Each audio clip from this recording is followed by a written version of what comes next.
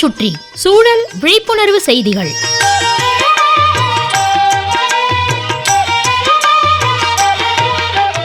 அன்புள்ள வெங்கட்ராமனையா அவர்களுக்கு உங்கள் மாணிக்கம் எழுதும் மடல். நலம் நலமறிய ஆவல். நெல் அறுவடை பணி விரைவா நடைபெற்று கொண்டிருக்கும் இந்த நேரத்தில் நெல் மணிகளை சேகரம் செய்கிறோம், விற்பனையும் பண்ணி காசு பார்த்துடுறோம். ஆனால் இப்போ 100க்கு 95 பேர் அறுவடை இயந்திரம் கொண்டு தான் நெல் அறுவடை செய்கிறாங்க. ஒரு வகை மிஷினில் வைக்கோல் முழுமையாக கிடைக்குது, இன்னொரு வகை மிஷினில் வைக்கோல் துண்டு துண்டாக கிடைக்குது. வைக்கோல் எப்படி கிடைச்சாலும் அதை சேமித்து வச்சா மாடுகளுக்கு நல்லதொரு தீவனம். மாடுகள் எண்ணிக்கை தான் குறைஞ்சு போயிருக்கேன்னு சொல்கிறவங்க தேவையானதை சேமித்து போர் போட்டு வைங்க, தேவைக்கு அதிகமாக இருக்கிறத வயல்லையே போட்டு மக்க வச்சு இயற்கை எருவாக்கலாமே. மண்ணிலிருந்து எடுத்ததை மண்ணுக்கே கொடுப்போம். கரும்பு அறுவடையும் அங்கங்கே நடைபெறுது. கரும்பு விவசாயிகள் பலரும் இப்போ சோகைகளை கொளுத்துறதில்ல, ஒரு சிலர் தான் அந்த வேலையை செய்கிறாங்க. வெங்கட்ராமனையா, நீங்கள் இல்லை, உங்களை மாதிரி நெல் சாகுபடியாளர்கள் சிலர் அறுவடைக்கு பிறகு கிடைக்கும் வைக்கோலை தீ வச்சு கொளுத்துறாங்க. அது தவறுங்கிறத வலியுறுத்தி சொல்லுங்க.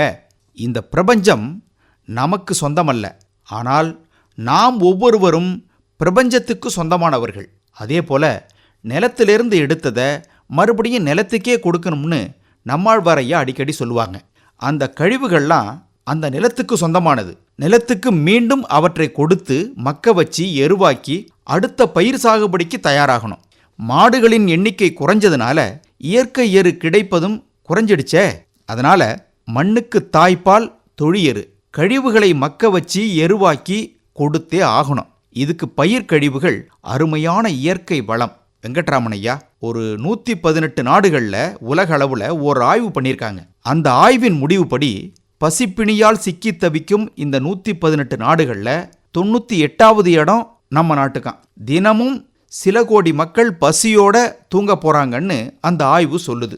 இதுல எது சரி எது தவறுன்னு மறு ஆய்வு செய்வதை விட எங்கோ எப்படியோ நம்ம நாட்டிலையும் பசியால் வாடும் மக்கள் இருக்கிறாங்க. அவர்கள் எத்தனை பேராக இருந்தாலும் அவர்களுக்கெல்லாம் உணவு கொடுக்க வேண்டிய பொறுப்பு நமக்கு இருக்கு, விவசாயிகளாகிய நமக்கு இருக்கு. தட்டி கழிக்க கூடாது. பசி அப்படின்னா அது உடனே நெல்லை மட்டும் அரிசியை மட்டும் கோதுமையை மட்டும் குறிப்பிடுறதா நினைச்சிடக்கூடாது.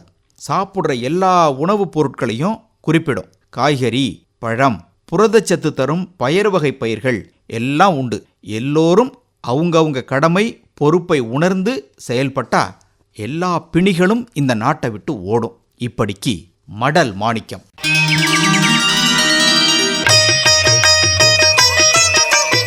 நம்மை சுற்றி சூழல் விழிப்புணர்வு செய்திகள் கேட்டீர்கள்.